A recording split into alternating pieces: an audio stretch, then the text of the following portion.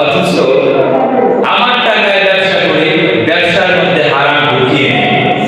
সামান্য কিছু ভুলের কারণে আমরা হারাম ঢুকিয়ে নেই আমাদের ব্যবসায়।